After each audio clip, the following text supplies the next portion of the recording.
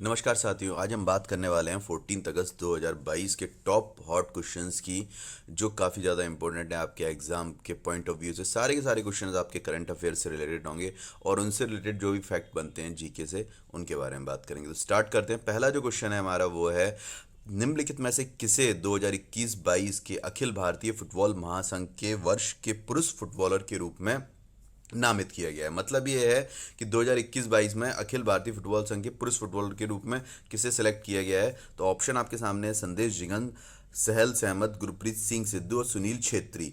तो ये जो अवार्ड है ये दिया गया है सुनील छेत्री को 2021-22 के लिए। पुरुषों की बात कर रहा हूँ मैं, आपको यहाँ पे बता दूँ, पुरुषों के बारे में बातचीत की जा रही है। तो पुरुषों की जो बात है तो उसमें दिया गया है सुनील छेत्री को। इसके फैक्ट देख लेते हैं थोड़े बहुत जो भी हैं कि 2021-22 के लिए अखिल भारतीय फुटबॉल महासंघ के, ये सबसे पहले तो ये देख लीजिएगा, AIFF, ठीक है जी, ऑल इंडिया फुटबॉल फेडरेशन के पुरुष फुटबॉलर ऑफ द ईयर को नामित किसको किया गया? सुनील छेत्री को। इससे रिलेटेड और भी चीज़ें हैं। इसमें महिला में किसको किया गया है उसका भी एक क्वेश्चन है, वो हम बाद में डिस्कस कर लेंगे। इसके बाद दूसरा क्वेश्चन देखते हैं कि अभी जैसे कि आप सभी को पता होगा, उपराष्ट्रपति बने हुए हैं जगदीप धनखड़। ये जो उपराष्ट्रपति बने हुए हैं ये कौन से नंबर के उपराष्ट्रपति हैं? तो श्री जगदीप धनखड़ ने भारत के उपराष्ट्रपति के रूप में शपथ ली है। कौन से राष्ट्रपति के रूप में शपथ ली है? 11वें, 12वें, 13वें और 14वें। तो ऑप्शन डी इसका सही आंसर है। 14वें उपराष्ट्रपति के रूप में उन्होंने शपथ जी ने। इससे पहले जो उपराष्ट्रपति थे उनका नाम था वेंकैया नायडू। इसको देख लेते हैं यहाँ पे जो लिखा हुआ है कि 14वें उपराष्ट्रपति के रूप में शपथ लिए। उपराष्ट्रपति की जो शपथ दिलाई जाती है वो राष्ट्रपति के द्वारा शपथ दिलाई जाती है, और इस समय जो राष्ट्रपति हैं वो द्रौपदी मुर्मू ने राष्ट्रपति भवन में श्री धनखड़ को पद की शपथ दिलाई। तो फैक्ट आपके यहाँ से दो निकल के आते हैं कि उपराष्ट्रपति की शपथ किसके सामने ली जाती है? तो वो ली जाती है हमारी प्रेसिडेंट के सामने। ठीक है, अब बात करते हैं नेक्स्ट क्वेश्चन की। निम्नलिखित में से किसे फ्रांस का सर्वोच्च नागरिक पुरस्कार है जिसका नाम होता है, ये आपके यहाँ पे मेंशन है, इसे सेवेलियर डे ला लीजियन डी होनोर से किसे सम्मानित किया गया है? जैसे कि सब हर देश का एक मतलब एक अवार्ड होता है जो सबसे ज़्यादा पॉपुलर होता है। सर्वोच्च नागरिक पुरस्कार है फ्रांस का, उसका नाम है Chevalier de la Legion d' honneur. इससे किस किस भारतीय को सम्मानित किया गया है?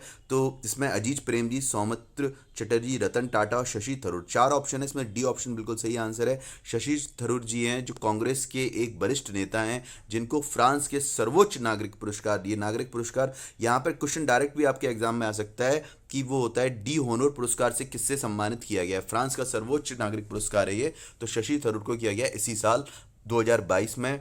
कांग्रेस के वरिष्ठ नेता हैं और एक बहुत अच्छे राइटर भी हैं। कितना से किसे 2021-22 की अखिल भारतीय फुटबॉल महासंघ की महिला फुटबॉलर के रूप में नामित किया गया है? तो अभी हमने पुरुष की बात की थी, अब ऑप्शन है आपके सामने महिला से रिलेटेड, जो मनीषा कल्याण ऑप्शन आपके सामने है, दूसरी बाला देवी, ठीक है, तीसरी अदिति चौहान और चौथा है दलिमा छिब्बर। तो ऑप्शन ए इसका सही आंसर है। मनीषा कल्याण को इस बार 2021-22 की फुटबॉल महासंघ की वर्ष की महिला फुटबॉलर के रूप में नामित किया गया है। तो मनीषा कल्याण को नामित किया गया है, ठीक है, ये इसके बारे में डिटेल भी लिखी हुई है, के रूप में नामित किया गया है। और ये इसका जो हेडक्वार्टर है वो है आपका कहाँ पे है? द्वारका, दिल्ली में। किसका हेडक्वार्टर है?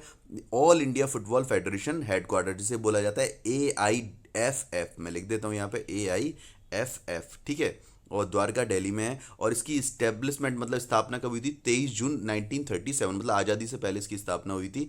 और दो नाम आपको याद रखना है, सुनील छेत्री पुरुषों के लिए और मनीषा कल्याण किसके लिए? महिलाओं के लिए। अब बात करते हैं यहाँ पे नेक्स्ट क्वेश्चन की। हाल ही में आरबीआई ने रुपया सहकारी बैंक लिमिटेड का लाइसेंस रद्द कर दिया। इस बैंक का हेडक्वार्टर कहाँ है? क्या है कि अभी आरबीआई ने कुछ रीजन की वजह से इसका बैंक का लाइसेंस रद्द किया। इसका जो हेडक्वार्टर है वो आपके ऑप्शन आपके सामने मुंबई, जोधपुर, जयपुर और पुणे। ऑप्शन डी इसका सही आंसर है, पुणे में इसका हेडक्वार्टर है सहकारी बैंक का। काफ़ी ज़्यादा न्यूज़ में रही ये वाली न्यूज़। आरबीआई ने रद्द किया रुपया सहकारी बैंक लिमिटेड पुणे का लाइसेंस 6 सप्ताह के बाद प्रभावी होगा। ठीक है, अभी क्या है, इन्होंने लाइसेंस रद्द किया है, एक पर्टिकुलर डेट 22 सितंबर के बाद इसको इम्प्लीमेंट कर दिया जाएगा। और रिजर्व बैंक ने किस ग्राउंड पे ये लाइसेंस रद्द किया है उसके बारे में लिखा हुआ है। सहकारी बैंक का बैंकिंग लाइसेंस रद्द किया क्योंकि ये बैंक के पास पर्याप्त पूंजी नहीं है और कमाई की संभावना नहीं है। मतलब ये क्या है कि आरबीआई को ऐसा लगता है कि वो आने वाले टाइम में जो पैसा है लोगों का वो रिटर्न नहीं कर पाएगी और उसके पास वहाँ से कोई रिटर्न भी नहीं निकाल पाएगी। तो इस वजह से इस ग्राउंड पे उन्होंने वहाँ का लाइसेंस कैंसिल कर दिया गया है। क्वेश्चन नंबर 6 आपके सामने है, वो है के माया थेवर, जिनका हाल ही में निधन हो गया।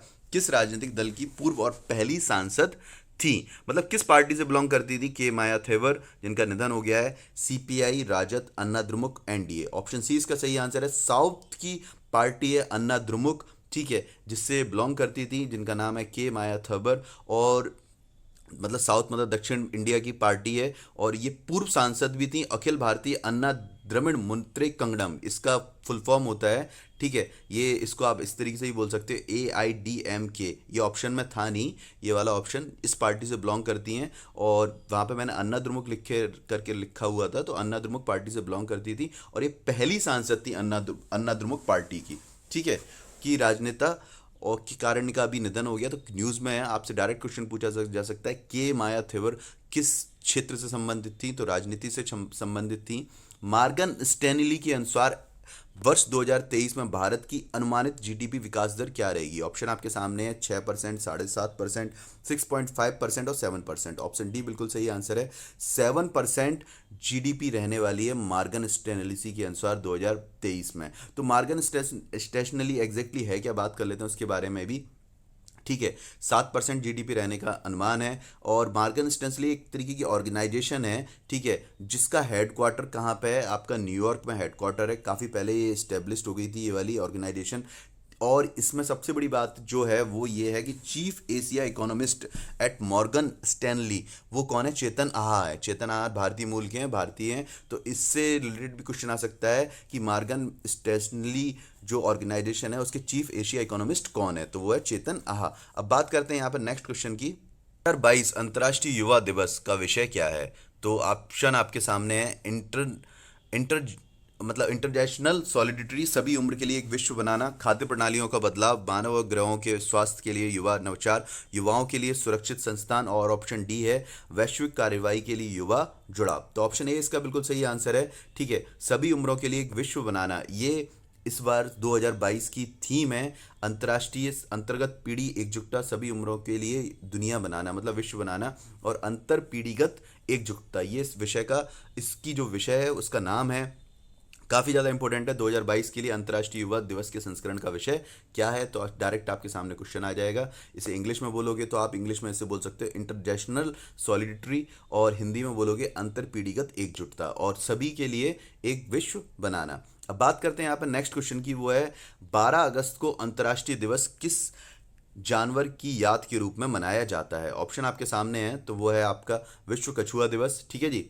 ऑप्शन बी है विश्व हाथी दिवस, तीसरा है विश्व मछली दिवस, और विश्व बाघ दिवस। तो इसका जो सही आंसर है वो है आपका विश्व हाथी दिवस, यानी कि ऑप्शन बी बिल्कुल सही आंसर है इसका। विश्व हाथी दिवस को 12 अगस्त को याद किया जाता है, किसके रूप में? अंतर्राष्ट्रीय दिवस के रूप में याद किया जाता है, ठीक है। यहाँ पे लिखा भी हो 12 अगस्त को विश्व हाथी दिवस के रूप में याद किया जाता है, ये आप देख सकते हैं, सारी की सारी चीज़ें इसमें मेंशन है। अब बात करते हैं यहाँ पर नेक्स्ट क्वेश्चन की, वो है वर्ष के किस दिन को प्रतिवर्ष अंतर्राष्ट्रीय युवा दिवस के रूप में मनाए जाने के लिए समर्पित किया गया है? तो ऑप्शन आपके सामने है। 11 अगस्त, ऑप्शन बी 12 अगस्त, और ऑप्शन सी है आपका 13 अगस्त, और ऑप्शन डी है 14 अगस्त। तो ऑप्शन बी इसका सही आंसर है। 12 अगस्त को एग्जैक्टली क्या है? अंतर्राष्ट्रीय युवा दिवस के रूप में मनाए जाने के लिए समर्पित है, ठीक है। दुनिया भर में यहाँ पे चीज़ें जो आपकी दी गई हैं मैं बता देता हूँ आपको एक्सप्लेन करके। दुनिया भर में युवाओं मुद्दों की ओर सरकार और अन्य लोगों का ध्यान आकर्षित करने के लिए प्रतिवर्ष 12 अगस्त को मनाया जाता है। क्या बनाया जाता है? अंतर्राष्ट्रीय युवा दिवस या विश्व युवा दिवस, इसे बोल सकते हो आप लोग। खबरों में रहा निपम किस क्षेत्र से जुड़ा हुआ है? तो निपम आजकल क्या है, न्यूज़ में है, और क्यों ये वर्ड यूज़ किया जा रहा है इसके बारे में बात कर लेते हैं। ऑप्शन आपके सामने है। क्यों संबंधित है, किस क्षेत्र से संबंधित है? इलेक्ट्रॉनिक्स विनिर्माण से, मतलब ठीक है, बौद्धिक संपदा से, जलवायु परिवर्तन से, और खाद्य वितरण से। ऑप्शन बी इसका सही आंसर है। निपम जो वर्ड है वो है बौद्धिक संपदा से, यानी कि इंटेलेक्चुअल प्रॉपर्टी से ये संबंधित है। राष्ट्रीय बौद्धिक संपदा जागरूकता मिशन NIPM, बौद्धिक संपदा IP जागरूकता फैलाने और बुनियादी प्रशिक्षण प्रदान करने का एक कार्यक्रम है। ये एग्जैक्टली है क्यों न्यूज़ में? 15 अगस्त 2022 की समय सीमा से पहले 31 जुलाई 2022 को 10 लाख छात्रों को प्रशिक्षण प्रदान करने के लिए अपना लक्ष्य पूरा कर लिया। एक मिशन चला था राष्ट्रीय बौद्धिक संपदा जागरूकता मिशन NIPIP के द्वारा, ठीक है। इसमें एक इसका टारगेट था 15 अगस्त 2022 तक 10 लाख लोगों को प्रशिक्षण प्रदान करना। बट इसने क्या किया, अपने टारगेट से पहले 31 जुलाई 2022 तक सभी अपना टारगेट अचीव कर लिया। इस वजह से न्यूज़ में है, ठीक है। और किससे है? राष्ट्रीय बौद्धिक संपदा जागरूकता मिशन के लिए निपम का वर्ड का यूज़ किया गया है। आज के लिए इतना ही। यदि आपको वीडियो पसंद आई है तो लाइक कीजिए और कमेंट कीजिए। यदि आपको कोई भी इसमें किसी भी क्वेश्चन के बारे में डेप्थ में जानना हो तो मैं आपको कमेंट में वीडियो में बता दूंगा।